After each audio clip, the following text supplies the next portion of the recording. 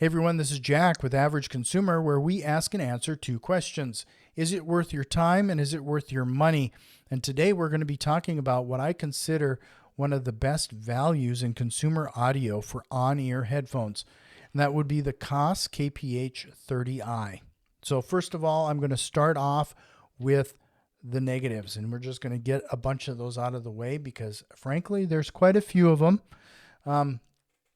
But we're going to start with build quality, and the build quality here, you get what you pay for. I mean, these are $20 to $30 headphones, depending on whether you get them on sale. Sometimes Drop seems to have them on a regular basis for $20, although they will stick you with a $5 shipping charge half the time. So keep an eye on that. Otherwise, you can get them on Amazon here and there, sometimes for $20. And that just is insane value for this. Some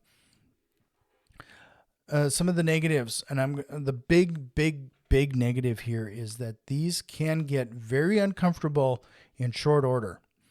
Usually about an hour limit, and I've been wearing these nonstop here and there for weeks on end, and I really like these headphones, but they do get really wearing, and it's between the pressure and the pads, they just get downright uncomfortable. And in fact, I think you can maybe even see my ears are a bit red from wearing these throughout the day today, which is really strange. And you wouldn't think that would be the case, but it definitely is, because the plastic here, it's all plastic, and inexpensive plastic at that. You'd think there'd be a lot of give, but there's actually quite a bit of pressure there, especially when you wear them for as long as I'd like to wear them. The cable here is a little stringy, of course, although this is the cable that is considered an upgrade on the Porta Pros that you get at Mass Drop, the black pair, and the dark blue ring. It's the same cable, so it is considered an upgrade compared to what Porta Pros typically have. There is a inline microphone, and oddly enough, that does work okay, although it gets caught on my, especially when I'm wearing stuff like this, it gets caught on my zipper all the time. However, my kids keep coming in and stealing this pair, and yeah, I have two pairs of these now. Because the mic works really well for their gaming, and I think they really like the sound quality out of here for their video games. So my son keeps coming in here, steals this set, and then they're playing their Xbox with their friends. So here where it connects, it's a little stringy, but unlike the Porta Pros, there is a little nub here to help secure that quite a bit better compared to the Porta Pros, where it just wire into the driver, which I've always thought is a little funny. But then on the other end, you will never get rid of these kinks. They're in there permanently. And on the other end, there is a little relief here, wire, a spring. That's just kind of a nice addition. Nothing I can really terribly complain about for the $20, $30 you pay for these. This is especially interesting, is this silicone strap that they have at the top. That really does add comfort to the top of your head, and I like that aspect of it. And then on the ear cups, this is the rhythm beige, they call it. There's a blue side and a red side. On the gray pair, you don't have that. And in fact, the ear pads I have on here are the Yaxi pads. So the red and blue are because I did that.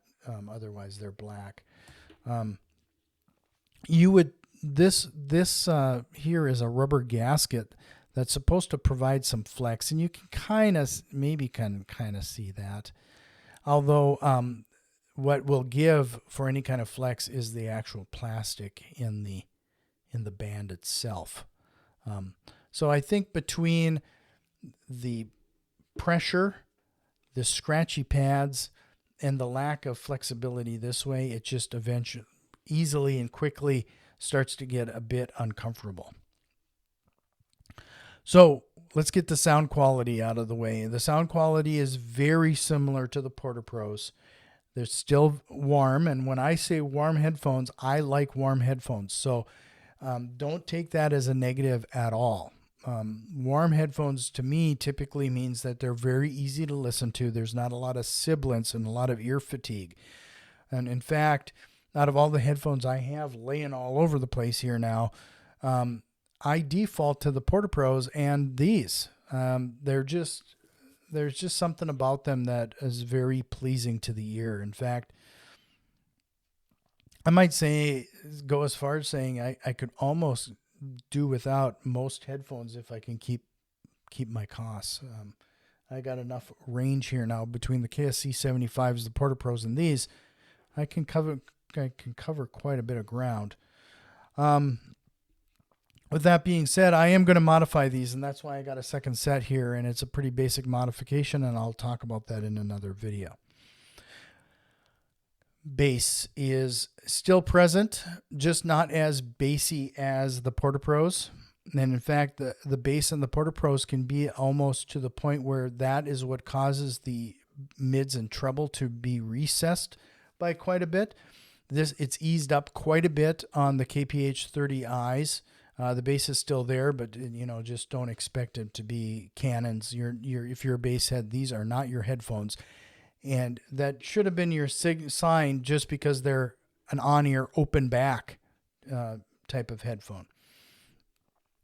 Because the bass isn't so much, I should also say the bass is a bit one note in nature. So don't expect a ton there, but at least it's present.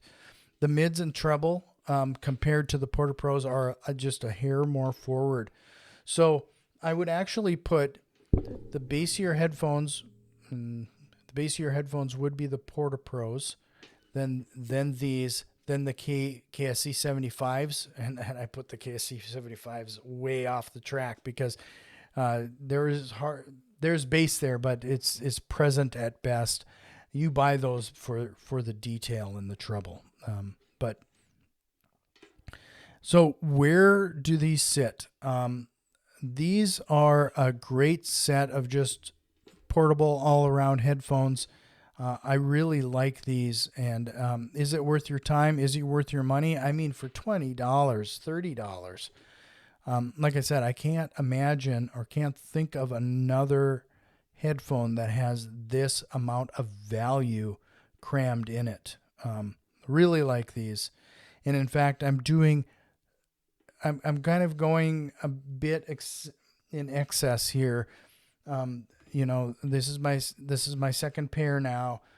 I'm in this constant state of trying to make them as comfortable as possible. Thus, I put on the Yaxi pads on these, which helped a lot, but they still gonna get a little wearing. And in fact, you can actually see what happens with the Yaxi pads on these.